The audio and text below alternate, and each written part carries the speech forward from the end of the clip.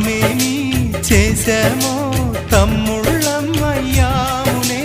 తన బతుకే మామితుకై తనయులమే అయ్యాములే. మా దేవుడు మాకుండగా మరి మాదిక లోటేది, కలతకు చోటేది. మాలో గిలిలో పండేదంతా పుణ్యమే. మా జాబిలికి